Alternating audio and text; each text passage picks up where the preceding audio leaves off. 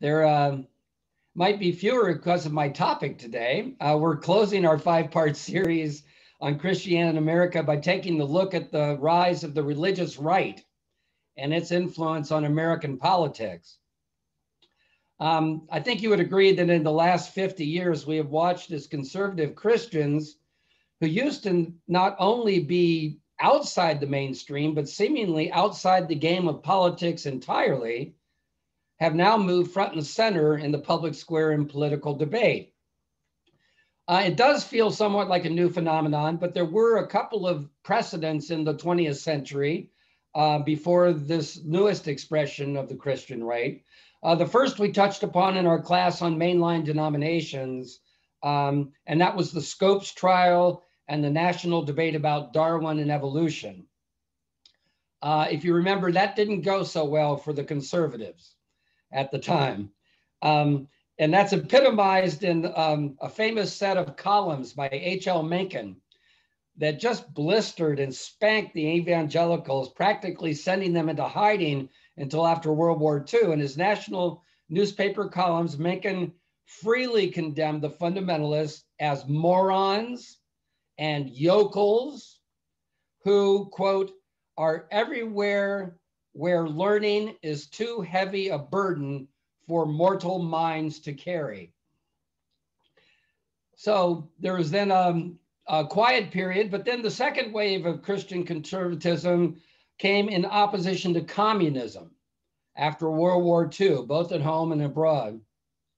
Anti-communist rhetoric against the atheism of Marxism led to the creation of several organizations, including the Christian Anti-Communist Crusade and the Church League of America. And the big public political achievements of these efforts was the adoption of the national motto, "In God We Trust," and its inclusion on US currency, and the addition of "Under God" in the Pledge of Allegiance. So many people think of those as something dating back to the founding of the country, but in actuality, both of those took place in the 1950s. It was in that period, in the 50s and 60s, that Billy Graham emerged as a national political figure, not so much by his efforts. He didn't really want to be a political figure, but it was sort of by the astute work of President Eisenhower. By embracing Billy Graham, conservative Christianity became a bedrock building block for the Republican Party. Together, Billy Graham and President Eisenhower started the National Prayer Breakfast, and during which, at the first one, President Eisenhower stated that the country needed a spiritual renewal. He said, faith, patriotism, and free enterprise were the fundamentals of a strong nation, but of the three, faith comes first. That wave out of the 50s, anti-communism, was an important element in the successful campaign to put a, quote, true conservative on the national ticket when Barry Goldwater was nominated for president in 1964, which was a bit ironic in that Goldwater was an Episcopalian and his father was Jewish. And yet he became the standard bearer for Christian conservatism. Well, the present day history of the Christian right can be traced to the creation of the moral majority by Jerry Falwell in 1979. Jerry Falwell ministered for almost all of his career in the same place he was born and died, in Lynchburg, Virginia. And it was there that he founded the Thomas Road Baptist Church in 1956. And that very same year, he launched a radio show called the Old Time Gospel Hour, a program that was reaching millions of households by the 1980s. Falwell's first documented foray into politics was ostensibly a repudiation of clergy involvement in politics. In March of 1965, just 2 weeks after Bloody Sunday in Selma, Alabama, Falwell gave a famous sermon called Ministers and Marches, where he called out Martin Luther King Jr. by name as being too radical and said pastors should stay out of politics. Well, needless to say, he changed that opinion. And what really changed that opinion was the Roe versus Wade Supreme Court decision that came soon after a banning of prayer in schools, the approval of the Equal Rights Amendment in Congress, and the beginnings of a gay liberation movement.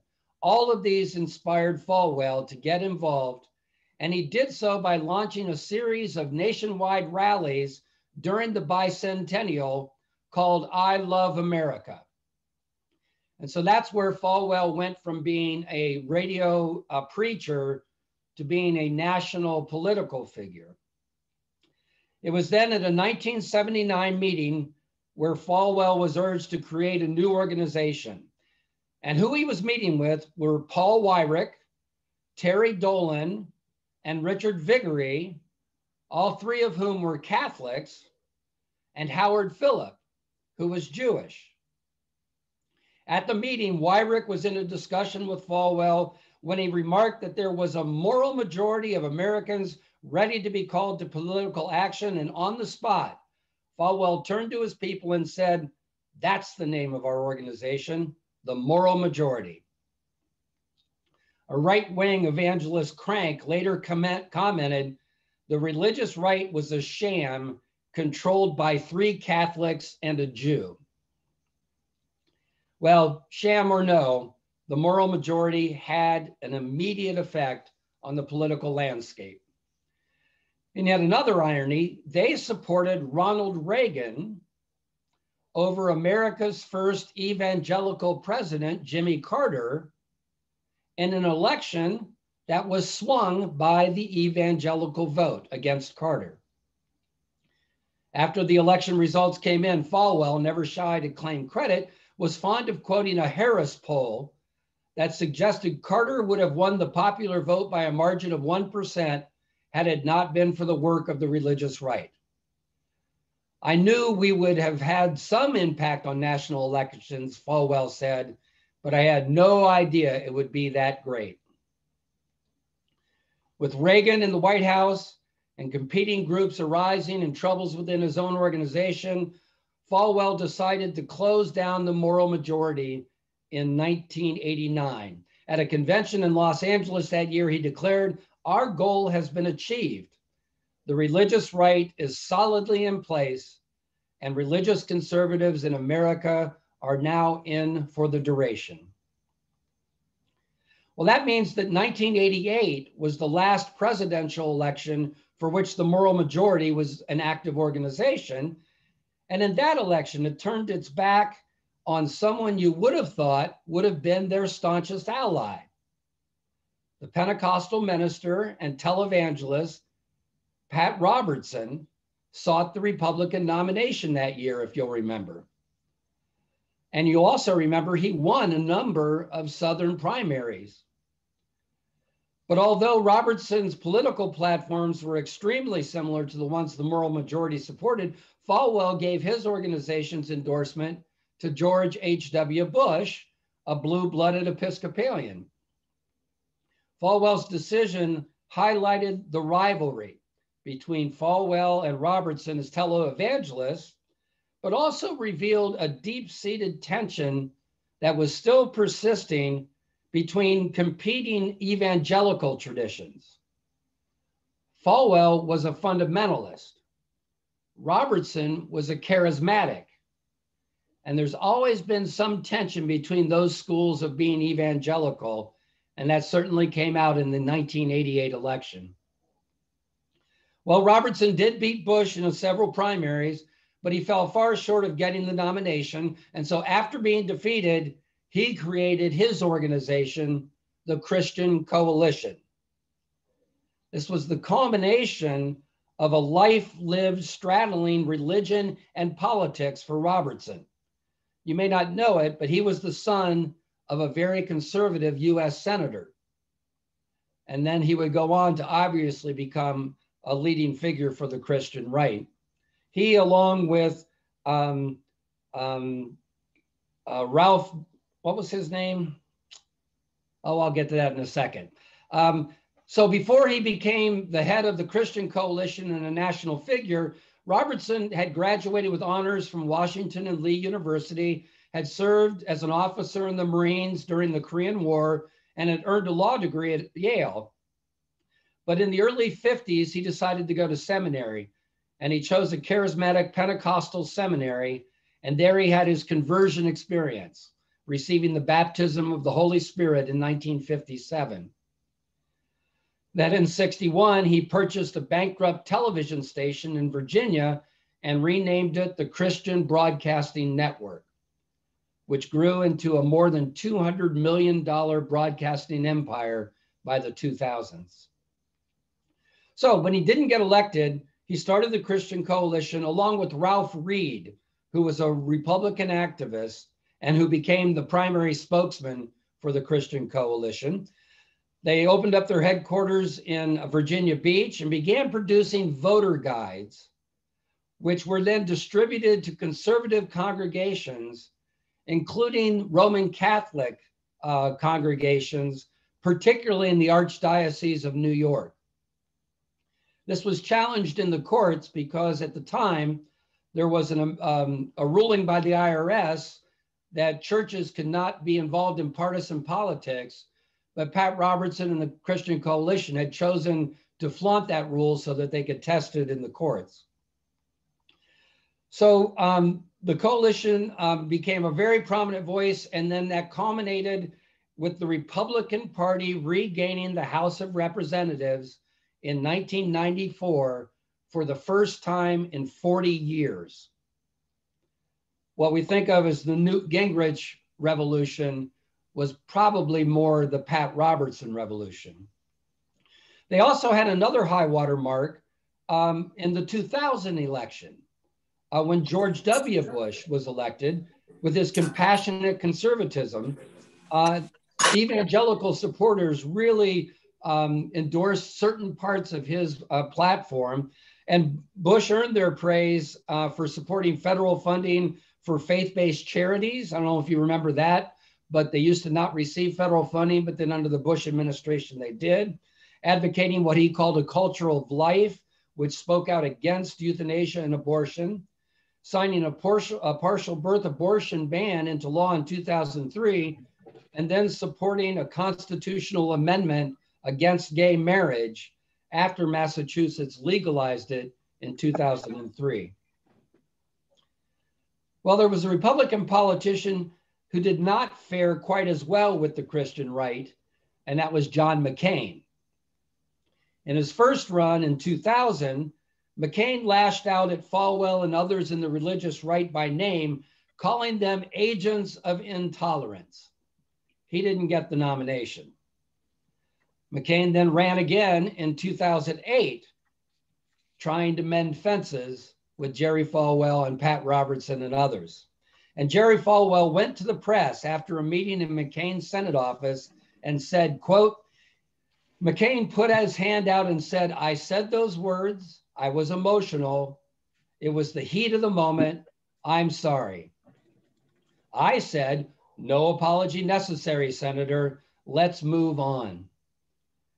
McCain then agreed to give the commencement address at Falwell's Liberty University. And then he also caved under pressure by appointing at the last minute a born-again running mate in Sarah Palin instead of Joseph Lieberman, a Jew that the Christian right had let him know would not be acceptable. Well, in Falwell and Robertson, the Moral Majority and the Christian Coalition, I think it's safe to say we have the two biggest power bases among the Christian right, but really those are only two examples.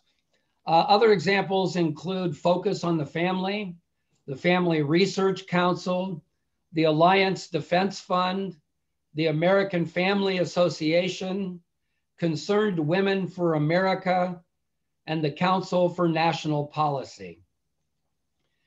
Child psychologist James Dobson formed Focus on the Family in 1977. Dobson made his name by endorsing corporal punishment for children at a time when most experts on child rearing were moving away from it, views that he outlined in his first book, Dare to Discipline. Dobson was one of the ones that was accused of a dominist philosophy, the idea that Christianity the rules of our country should follow Christian laws and Mosaic code. And he was quoted as saying on a Larry King show, the separation of church and state is not in the Constitution. No, it's not. This is not in the Constitution. It's not in the Bill of Rights. It's not anywhere in any foundational document. The only place where the so-called wall of separation was mentioned was in a letter written by Jefferson to a friend. That's the only place. It has been picked up and made to be something it was never intended to be. Well, Focus on the Family made its reputation through its radio broadcasts, and it still does. 5,000 stations in 155 countries, reaching 220 million people daily. Dobson also created the Family Research Council that hosts the infamous Values Voters Summit, a place that every single Republican presidential candidate has to make an appearance at. Today, the Focus on the Family is run by a man named Tony Perkins, who was a former Louisiana state legislator who ran for Senate in 2002. The Alliance Defense Fund was founded in 1993 by a coalition of more than 30 of these organizations, and it was to become the prominent legal arm of the religious right. Its founders included Dobson, also another name you might know, Donald Wildman, the late Bill Bright, and the late D. James Kennedy. The Defense Fund does most of its fundraising as the leading proponent of the war against Christmas. Funny though, they haven't really brought any lawsuits to try to stand up for Christmas, but it is the way that they raise the money for their other legal defenses. I mentioned Donald Wildman. He founded the American Family Foundation to clean up television. That was his goal. He's a Methodist minister, and he decided the way to approach this was by calling for boycotts of lots of different businesses. So over the course of the last 40 years, the American Family Foundation has called for many different boycotts. Right now, they have a boycott against Hallmark because Hallmark is marketing a line of cards for same-sex weddings. And they also have one against McDonald's because McDonald's chose to join the National Gay and Lesbian Chamber of Commerce. So you still see Wildman. He's in his 80s now, but he's still a leading figure in the Christian right. Concerned Women for America claims to be the nation's largest public policy women's organization, and they state as their mission to bring biblical principles into all levels of public policy. They started it in 1979 to oppose the Equal Rights Amendment, and it was started by Tim LaHaye and his wife, Beverly. Tim LaHaye is the co-author of the Left Behind series. Well, what feeds all of this? Well, what feeds it is a whole network of institutions. This network includes Bible institutes, the Moody Bible Institute. It includes colleges like Bob Jones University and Liberty University. It includes the Summer Bible Conference structure that is nationwide. It has a vast array of radio and TV channels and a huge publishing industry. So in other words, the Christian right has developed over time a complex, widespread institutional network to sustain its activities and fundraising. Just look at their media. This includes television programs, Bible bookstores, the whole contemporary Christian music industry, and of course, their mass marketing and direct mail fundraising. This is big business. With sales of over 70 million books a year, 2,500 Christian bookstores nationwide, and over $1 billion in music and concert tickets. Well, that's the religious right since 1979 with some of the main players. In the last decade, what have been the results of all these efforts? Well, no Republican, especially on the local level, can even think of running without the Christian right behind them. Donald Trump didn't stand a chance of winning the election without the Christian right behind him. So their influence permeates the entire Republican Party. But there's one more outcome that is much more insidious, and that is the national decline in church membership. Not in church membership among evangelical and fundamentalist churches, but the decline in church membership overall. There was a recent poll by Gallup that says that only 47% of the US population identify as members of a particular congregation. There's still a great majority that identify as Christian, but this is about membership in an actual congregation. Only 47%, and it's the very first time in our history as a country that that's dropped below 50%. This comes in part as a result of millennials turning away from religion, but there's also been studies to show that there's also in this a reaction to the swirling mix of right-wing politics and Christianity that has been going on for these last 30 to 40 years. Some of the decline is attributable to generations. 66% of people born 1946 or before are members of a church, compared with just 30% of millennials. But one of the studies that I looked at by David Campbell, a professor and chair of the University of Notre Dame's Political Science Department, who authored a book, Secular Surge, A New Fault Line in American Politics, said a reason for the decline among those groups is political. Quote, an allergic reaction to the religious right. He said, I see no sign that the religious right and Christian nationalism is fading, which in turn suggests that the allergic reaction will continue to be seen, and thus more and more Americans will turn away from religion. Let me close by being blunt. The Christian right has ruined the Christian brand. Coming to that conclusion is personally hard for me. I entered the ministry because of my faith and my church's engagement in the world through progressive issues. Now, in most circles, Christian equals conservative. It makes me wonder if I would still have made the same decision today. So I'll close with that. Hated to end this series on a down note, but I needed to have this one last because this was the topic I knew the least about. And so needless to say, I've had a chilling week doing my homework, and I would love to hear your opinions or questions. And it doesn't just need to be about today's topic, any of the other things that we've covered, anything you'd like to share or talk about. We have about 15 minutes to share.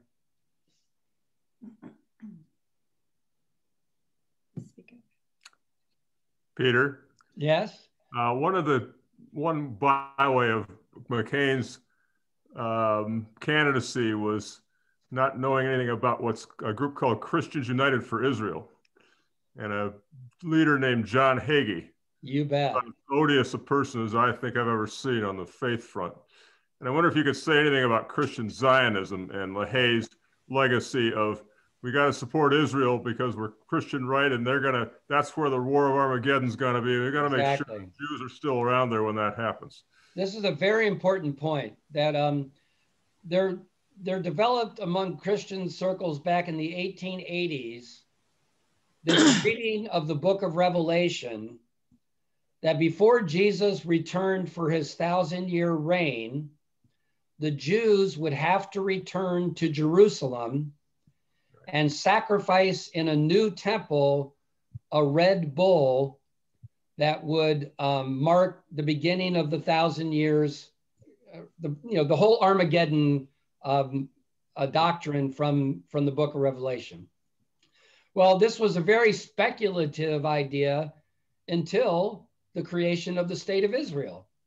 Mm-hmm. Now, all of a sudden, the idea that Jews could rebuild the temple seemed like a political possibility. So Hagee and many other, real right-wing fundamentalist Christians became the strongest supporters of Israel in the United States, not so much on behalf of the Jewish people, but to fulfill this prophecy of Christ's return. And it was fascinating. During one of his visits to the United States under President Obama, Netanyahu's first meeting he took in the United States was with Christian Zionists who believed in this theory. And so like any coalition, I mean, you think about coalitions on the left of Black Lives Matter, of environmentalists, of gay rights, coalitions on the right are made up of a vast variety of different people with different beliefs. But you're right, some of the craziest beliefs is this Christian Zionism that's based on a close reading of the book of Revelation that only first was purported in the 1890s. It's not like some ancient prophecy.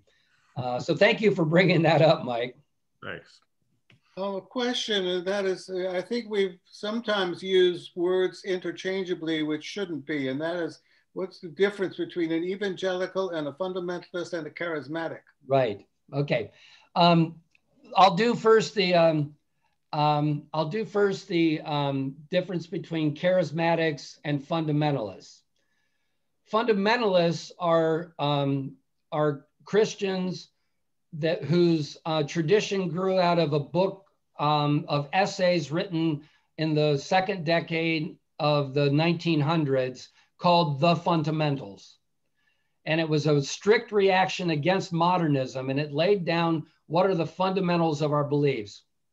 So fundamentalists are very rational people who believe that, a certain set of rules and behaviors are required to be a true Christian. So that's the fundamentalists. The charismatics are people that grow out of the Pentecostal movement, as well as other exuberant, being slain in the spirit, speaking in tongues. Charismatics are people who foreground the Holy Spirit among the Trinity. And so we've seen that there was and still is a very strong charismatic movement within the Episcopal Church. Dennis Bennett, St. Luke's Ballard was ground zero for that. Someone can be a fundamentalist and a charismatic, or they can be one or the other. Many of the fundamentalists just swear off the charismatic movement because it's so hyper subjective and emotional, because what they think is they have the reasoning power to convince people to adhere to the fundamentals. Evangelical is many times umbrella term for both of those, as well as within the Episcopal Church. All through the 1800s and into the 1900s, we had an evangelical branch. The Methodist Church, many consider to be an evangelical church, but the difference between fundamentalists and charismatics is the one that came out between Pat Robertson and Jerry Falwell. We have a question in the chat, which is, what can progressive Christians do to counter right-wing evangelicals? Boy. 25 words or less. Yeah. Well, I just think back to, my own formation, and the Episcopal Church was so involved in the civil rights movement. All of our work that we did to include women in the ministry and gays in the ministry. And so there used to be this very strong progressive tradition within Christianity. And it seems to have faded. You probably remember Me and Julio Down by the Schoolyard. Remember that song by Paul Simon? When the radical priest came to get me released, we were all on the cover of Newsweek. So that was sort of referring to the Berrigan brothers and the anti-nuclear movement. So there are these strong traditions that we have within our denomination and among progressive Christians. There's one magazine and organization that's done a good job of bridging evangelicalism and progressive politics, and that's Sojourners magazine. And so that's one place to get a subscription to Sojourners and stay involved with their work. Jim Wallace was the founder of that. He came right out of Wheaton College. He was a very, very conservative evangelical, but his conversion experience was to much more progressive politics. Yeah. In some ways, everything goes in waves. And if you'll remember when we talked about mainline denominations, there was a real wave towards liberalism in the founding of the Federal Council of Churches, then the National Council of Churches. There's a number of coalitions and groups working on many different issues. I think, though, the main thing we need to do is simply live our faith and build our congregations. The best witness to progressive Christianity is inviting someone to come and sit with you at Epiphany. The main reason somebody goes to a new church, like 90 to 95% of the reasons someone tries a new church is because someone personally invited them to come. On the average, an Episcopalian invites someone to go to church with them once every 17 years.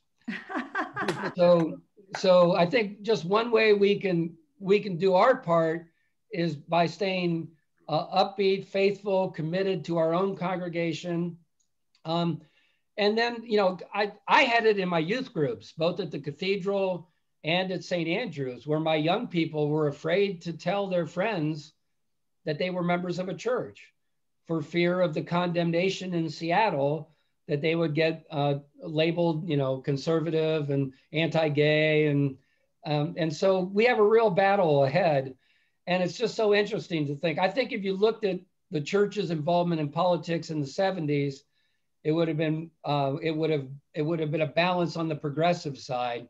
And now in the last 40 years, the balance has gone the other way. Peter, can I throw in another dynamic which seems to be rising now? Certainly, it's coming to the fore in the UK, and that is it's to do with the Stone Age. Is it the Stone Age Convention and transgender rights? Now, a lot of organizations or businesses are adopting this.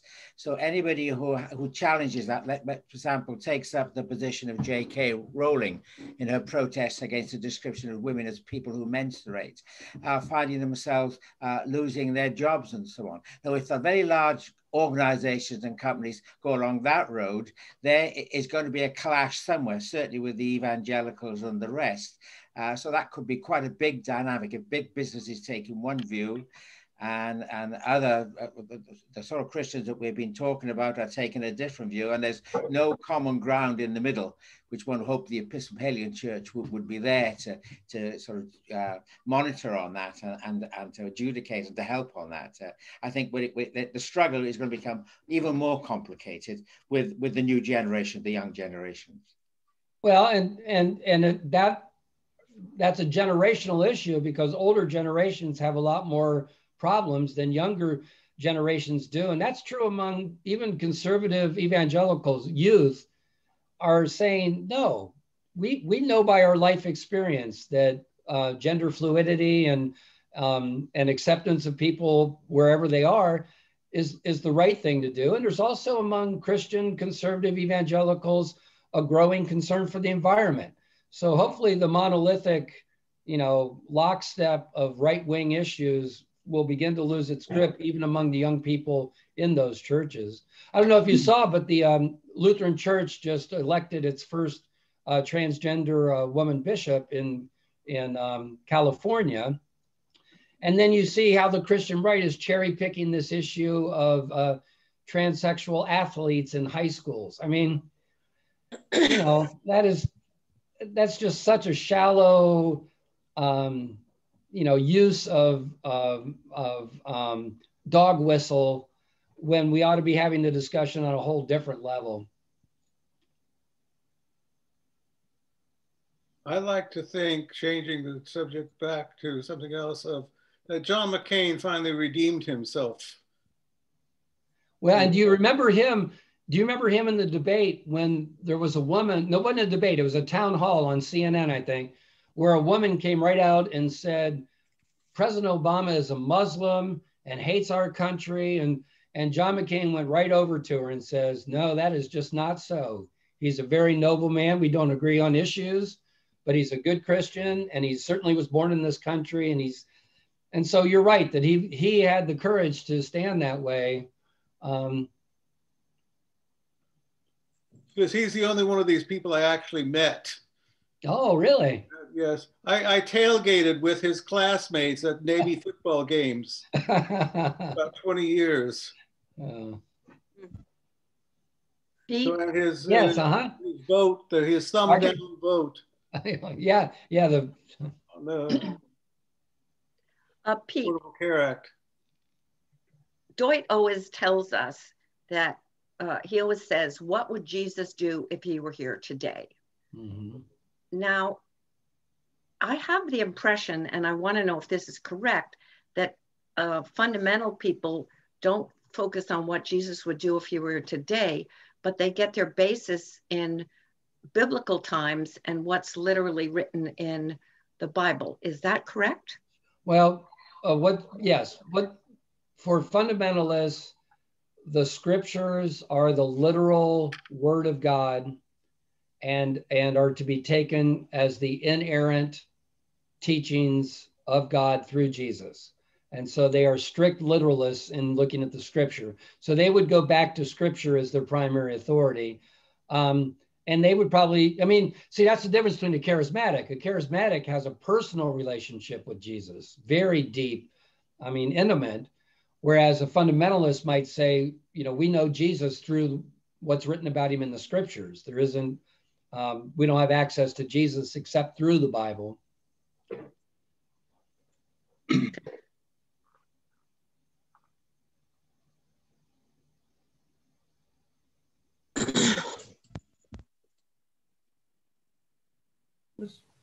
Well, like I said, I'm sorry we ended on such a sour note, but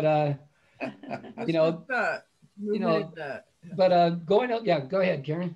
Was this movement, like anything else that had come before? Because you talked about all the different eras and such, that there must have been other political Christian movements, before the 70s. Yes, yeah. We had the ones around the resistance to modernism that came out in the Scopes trial in the 1920s.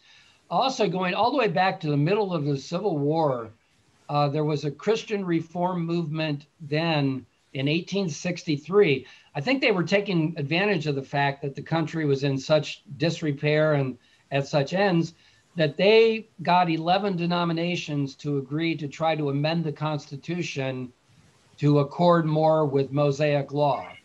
And so that was one of the very first actually coordinated efforts towards what's called the dominion theory, dominion theology. And dominion theology is basically a parallel to Islamic Sharia law, that really? we should live in a dominion that's ruled by God's rules, not by man or by people's rules. So yeah, you're right. It does go back. I think what kept a lot of evangelicals, particularly those that came out of the Calvinist tradition, out of politics, is the world is so soiled and broken, and humankind has no ability to do anything good except through God's grace. And it's only through God's grace that after we die, we can enter God's kingdom. And so there was a lot of theological weight behind keeping the churches out of politics. And so that was really one of Falwell's big innovations. Because, you know, like if you look at the other two, Darwin, communism, it was Christians looking at a particular issue and choosing to speak out in the public realm. What Falwell and Robertson did was, no, Christians ought to speak out about every single issue. We're not just going to enter in on one issue. We're going to enter in on prayer in schools, on gays in the military, on same-sex. You know, that what Falwell did was open the gates of conservative Christians to be thoroughly involved in politics. That was brand new. Any other time they'd been involved, it was about a particular important issue. Now it's like, no, we should be deciding water rights policy in Arizona, and we should be deciding, you know, every single issue across the board. There's a website called Theocracy Watch, which you might want to check out. Oh, really? Okay.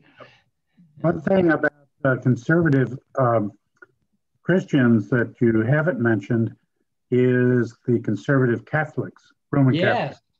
And they seem to play a significant role in conservatism in the United States. Do you have any comments about the Roman Catholics? Oh, yes. I mean, that was what was interesting, that the moral majority, it was 3 Roman Catholics that met with Jerry Falwell to get it started, and that many of the archdioceses used moral majority literature to convince their people. Again, I think the introduction of Roman Catholic involvement in politics, you could do a study on it beginning with their resistance to Roe versus Wade.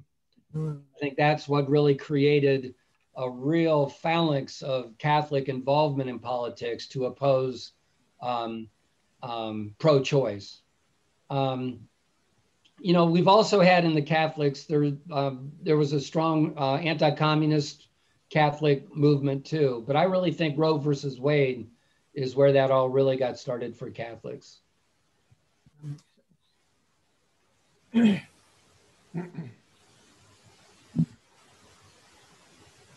It's also interesting that it was right when there was all the social unrest with the racial movement and the women's rights, and everybody started wearing long hair and doing weird things and scaring everybody. So, you know, it's sort of like they plugged into the people that were worried about what was happening to the world, you know. Exactly. You know, so then they swung the other way, it seems like. I think so. I think that's very important, that there was this general reaction to what they thought was the decline of America into secularism and humanism, and, you know, and therefore, and really, if you look back, that's what's behind the slogan, "Make America Great Again." I was thinking of that too. To go back, you know, to some, you know, non-existent idyllic time in the 40s and 50s. Right. You know, when life in America was, quote, the way it was supposed to be. Yeah. I was interested to follow Eisenhower in this, because Eisenhower himself was not that involved a Christian. He didn't get, I don't know if he ever got baptized.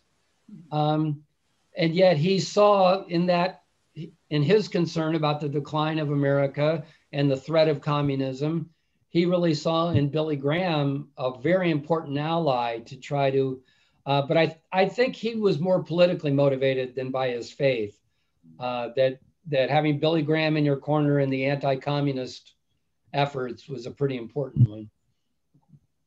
Where does Billy Graham fit in? Is he with the fundamentalists, or? Yeah, he was an evangelical fundamentalist. He was not a charismatic. Right.